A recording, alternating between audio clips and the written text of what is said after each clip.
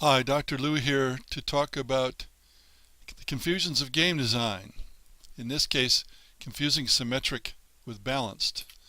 Well, this is the first of a series of screencasts about confusions in game design, and likely it'll run for years.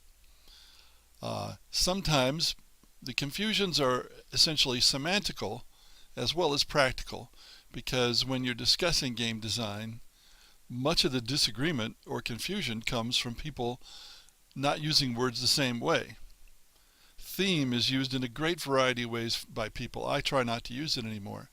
Depth is another one that some people actually mean variety, which is a form of breadth when they say depth. So, yes, there's a lot of semantical problems in game design because people cannot agree on the definitions of particular words. Also, I'm going to talk primarily about games with human opposition or a strong semblance thereof, like 1.5 player games where there's one human player, but the computer does a really good job of emulating other players. So most of the examples are going to be from tabletop games because there are not too many video games like that, though much of the discussion will apply to video games as well. So, what is symmetric? What does it mean? Well, when applied to a game, it means everyone begins with an identical situation. The same relative locations, the same capabilities, the same assets, as in chess, checkers, Go, Risk, when you're not using the card setup, when you're having the players select their positions. Stratego, tic-tac-toe, most card games are symmetric, or symmetrical if you prefer, and so are many other games. What is balanced? Well, this has different meaning depending on the number of players. When there's more than one player, it means the game is fair, that each player has an equal chance of winning. Or if it doesn't have win conditions like a role-playing game, they have an equal chance of succeeding. In single player, it means the rewards and progress of the player are proportional to the efforts and skills demonstrated by the player. Now, in the West, we tend to hope that all games are balanced, but that isn't the case, whether it's by design or by a failure of design. I understand it's considered to be less important in East Asia. For example, many free-to-play games are unbalanced because a player can purchase a functional advantage.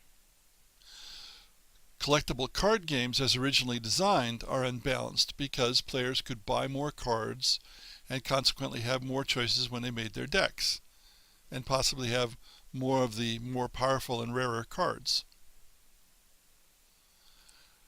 Now, I personally despise an unbalanced game, which is why I don't play CCGs and don't play F2Ps, but a lot of people don't mind as much as I do. So, when is symmetric not balanced? You'd think if the starting positions are the same, the game is necessarily balanced. And that's true if it's simultaneous move, like diplomacy, which is not symmetric, or if it's real time, like many real-time strategy games. Then it makes sense. If the starting situations are the same, then it's a balanced game. But if it's a turn-based game, and that's true of most tabletop games and many video games, it may not be balanced. There may be an advantage of turn order. Often whoever moves first, sometimes whoever moves last, conceivably but unlikely somewhere in the middle. Let's take chess as an example. Chess is definitely a symmetric game, but the first mover, white, has a tremendous advantage. White wins much more than black, though there are of course many draws. In computer simulations, for example, white wins about 36.1% of games, while black wins about 27.4%, and the rest are draws. Now here's a quote from Wikipedia. Since 1851, compiled statistics support this view. White consistently wins slightly more often than black, usually scoring between 52 and 56%. Now, keep in mind this calculation treats draws as half wins. So the actual difference between outright wins is much more striking. The computer game stats that I cited a little while ago would be 54.35 if calculated draws as half wins, but white wins 56.85% of the games that end in a win. And you can get more stats in Wikipedia where they actually have an entry for first move advantage in chess. And of course, this is why in chess tournaments, players always play both white and black against another opponent to even things out. Now let's take the opposite, a very simple game, which is actually a solved game, tic-tac-toe. The first mover has a tremendous advantage because he or she can occupy the center square. The board is not symmetrical with respect to the number of players. So the first mover can always force a draw, but of course the second mover can even so, even if the first mover does occupy the center square. Now if you had designed tic-tac-toe and you want to fix this, what could you do about it? The first thing that comes to mind is don't allow the first mover to occupy the center. I've tried a bit of that. It doesn't make any difference. It's still a draw. But a better method that I've seen is to play on a 4x4 grid so that there is no center square, and a player wins with 4 in a row or 4 in a square. Now I suspect that's a game that can be solved as well, but it's a much more interesting game and is yet still simple and relatively quick. Now why does the first mover have an advantage? The first mover in a turn-based game has better access to either strategic positions or to valuable assets, or both. In chess, for example, it's access to strategic positions, the center of the board. Now that access advantage can also apply to games where there's a variable player selected setup, like Risk, where each player in turn chooses his area that he's going to be in. The first mover has an advantage. There are occasions in that kind of game where the last mover has an advantage because they can create a strategic position that the others can't counter during the setup because they move last. But it's more often the case that the last mover is going to get squeezed out of the good positions if anything particular happens to the last mover.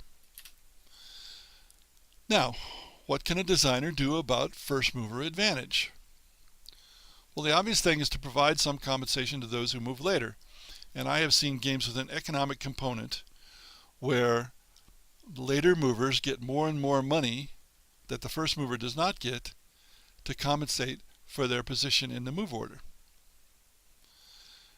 Of course, in chess, you could let the second mover, the black, play twice before white plays again. I have no idea how that would work. Again, it's something that would have to be tested. Another thing you can do is design games, at least games for more than 2 players, where the first move passes around the board each round. And that's a technique that's used quite commonly. Another one you can do is devise some method where the player choices and player actions determine the order of play. The obvious one here is bidding. And there are many games that use bidding to determine who goes first. There's also committed intent, which is something I like. Each player has an identical set of cards that say what they're going to do in the particular turn. They put them face down, reveal them simultaneously, and those cards have an initiative. So some operate sooner than others, and that determines the order of play in that particular turn. You can have also something like points scored, possibly the most or possibly the least, or some other comparison amongst the players to determine who the first mover is each round. Unfortunately, that won't apply the first round. You can also do a serpentine move order. I use this sometimes for setup order, but not for play order. Whoever plays first has to wait until everyone else has played twice. The order is reversed. So if you had 5 players, the order would be first, second, third, fourth, fifth, fifth, fourth, third, second, first. And from then on, you'd probably go 1, 2, 3, 4, 5 again, or you could repeat the serpentine. That tends to even things out. And we'll have more to say about this in part 2.